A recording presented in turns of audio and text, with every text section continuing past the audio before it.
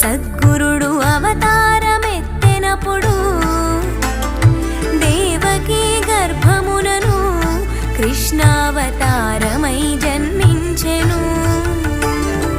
7 రాత్రులు చేరిచి ఒక రాత్రి ఏకరాత్రిగా చేసెను. ఆదివారము పూటను అష్టమి దినమందు జన్మించెను.